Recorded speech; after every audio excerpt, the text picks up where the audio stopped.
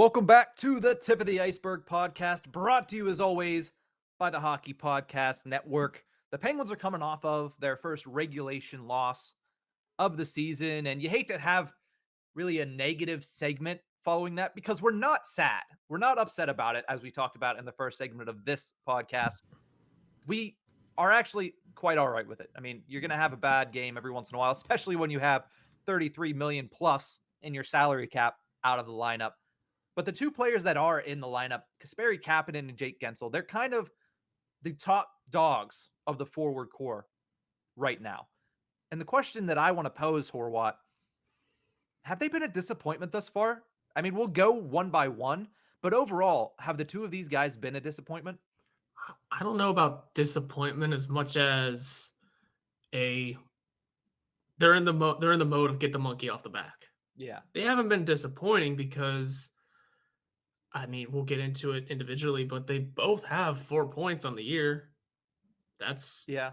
the leaders are 5. Yeah, it's early, but they've been contributing just in a non-noticeable way. I mean, Jake Gensel's the only one with a goal between the two. We're all waiting on Kasperi Kapanen to break through with a big goal scoring season. Mm-hmm. But that takes time. It's not going to happen right away. It's an 82 game season. We're only 6 games in, but so far, I wouldn't say disappointment as much as I would just say it's been the curve of getting into the season again. It's lagging on a little longer than it should, but just they got to kick through, get the monkey off their back. That's where I stand on it.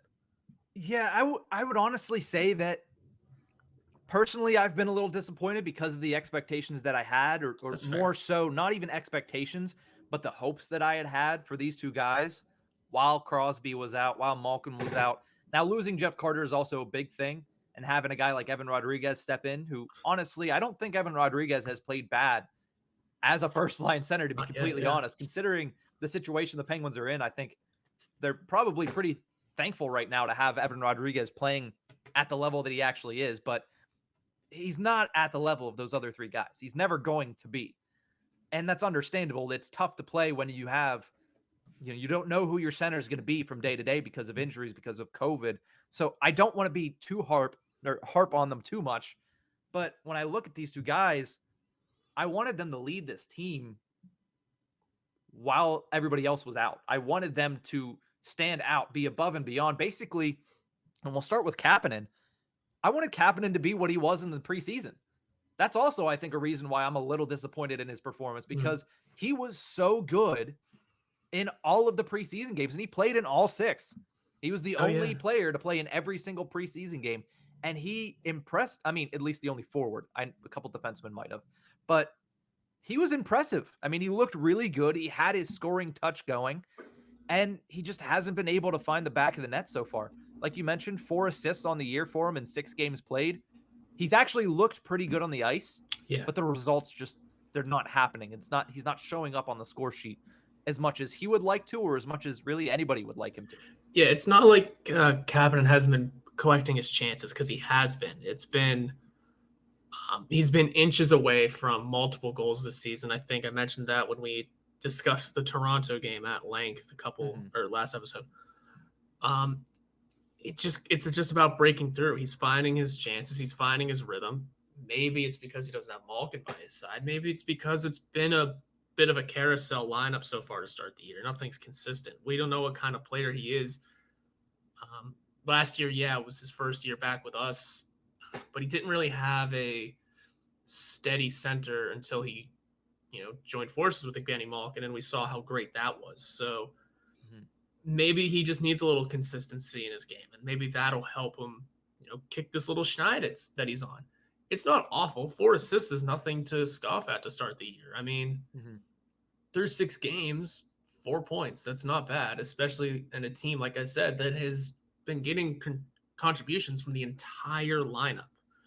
I mean, there's a ton of people with 4 points on this team right now, and he's one of them. So it's not bad. It is just a point of we wanted to see him be the goal scorer. We wanted to see him have his breakout season.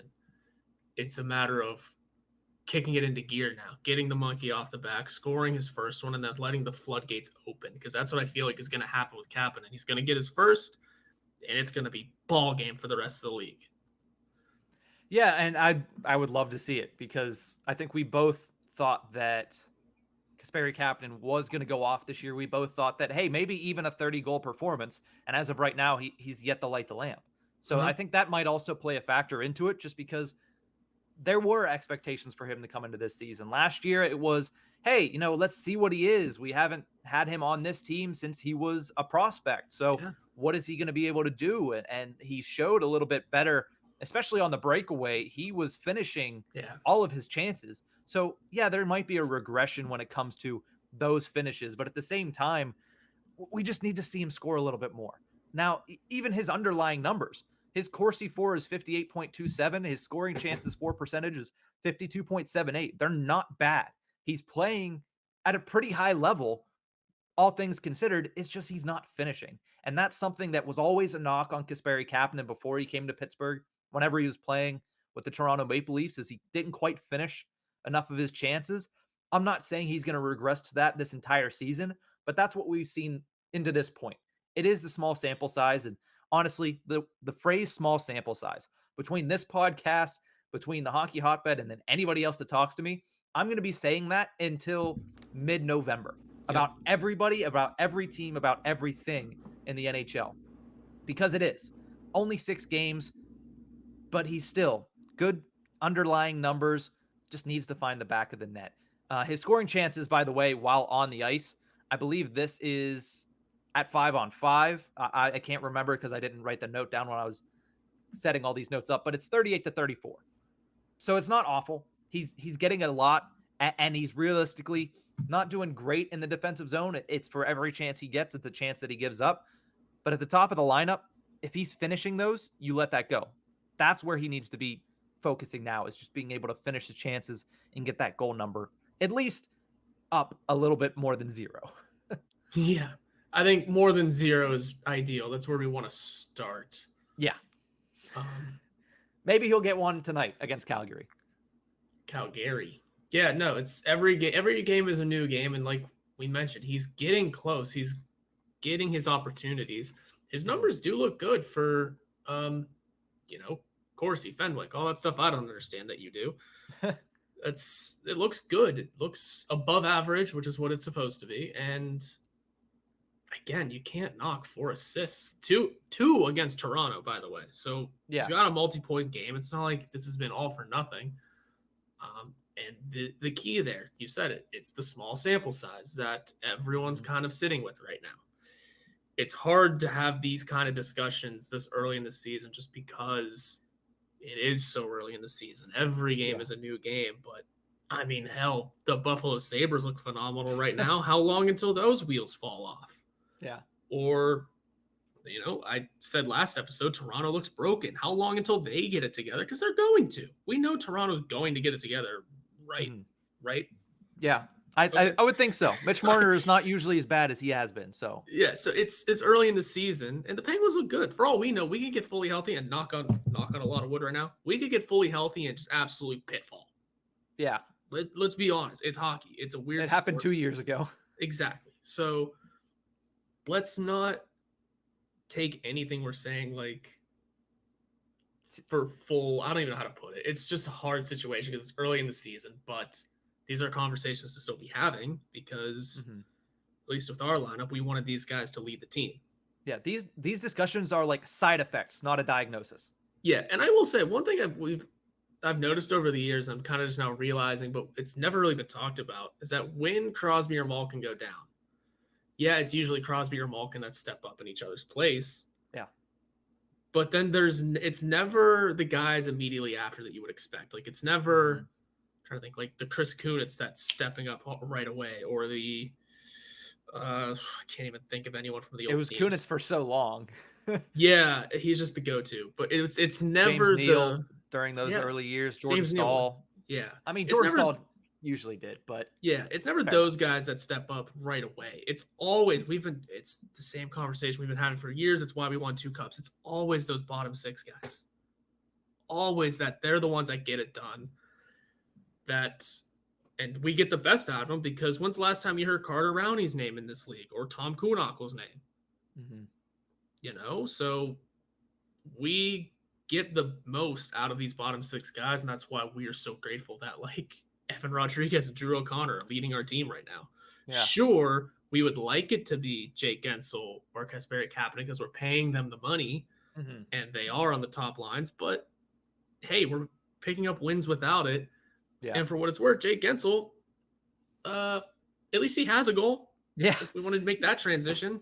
Yeah. Let's talk about Jake Guentzel a little bit. And I think when I go into this conversation and I think about these two players, I'm actually a little bit more disappointed in Jake Guentzel than I am in Kasperi Kapanen because I've at least noticed Kasperi Kapanen playing at a high level. That's not to say that Guentzel has not. I mean, same thing.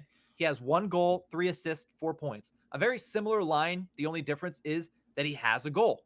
And his underlying numbers are around the same too because he has a 58.97 Corsi for percentage and a 53.33 scoring chances for percentage. And the same thing that I said with Kapanen, 38-34 scoring chances while on the ice. Guentzel is at 32 and 28, except the only difference is Guentzel's only played 5 games because he did miss that first game. Yeah. But it's just, to me, and it might be the way that he plays, but I just haven't noticed him.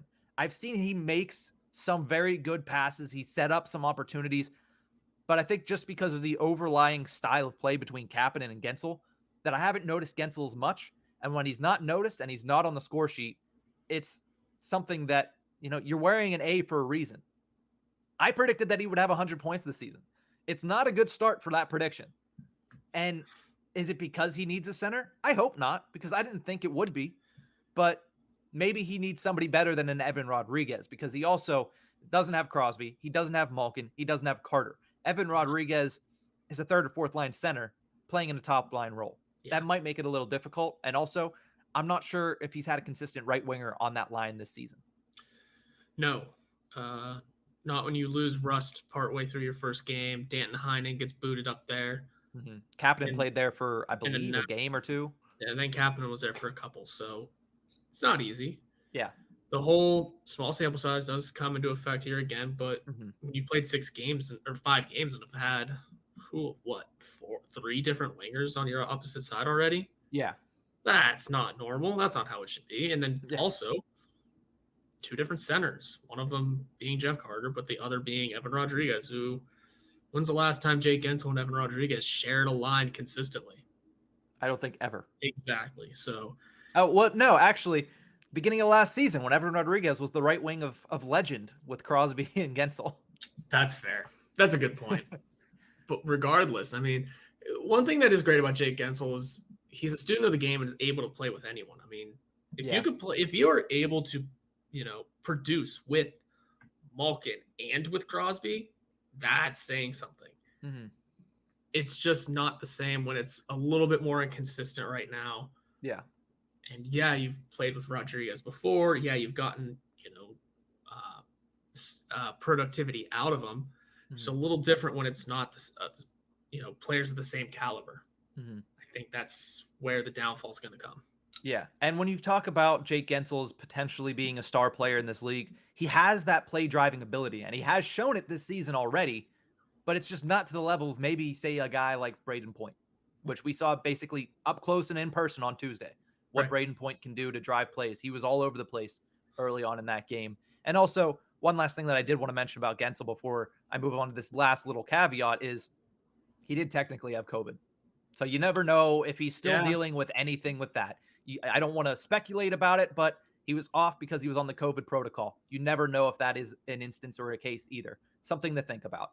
But before we move on to our shout outs and call outs to close out the show, one last thing about these two is both will be more likely to see improved numbers when either Carter or Crosby come back to play on their lines. Sidney Crosby, once again on Wednesday, practiced with the team, took line rushes with the team, and he might be back on Thursday night. Top power play unit rushes. Power play unit rushes. Not just rushes. He's getting in there. I texted you saying, hey, his father is also in town, which might not mean anything. I didn't realize he was at the Tampa Bay game whenever I texted it to you, but still. Yeah. Bringing your family in town who, A, lives across the border, and B, we have a pandemic still. So there's something. Come on now. You're not going to bring your father across the border in a pandemic if you're not going to play, right? Unless he's here for an extended period. And we just don't know that because we shouldn't know Crosby's personal life like that. But still. We never have and we never will. Exactly. So, but who knows? It's a little anecdote of, hey, just maybe we won't know until this. We're recording this the day before the game, so we won't know until this is already put up. So, interesting, fun stuff. And Crosby could be back soon, and we all know how that's going to go. Yeah, expectations are immediately going to rise. It would be a welcome sign to see 87 back on the ice. I'm sure the McDonald's logo at center ice will also be very happy to have its buddy back in pregame warmups. But we're going to take a quick break here. When we return, we're going to close out the show with our shout outs and call outs. We'll be right back.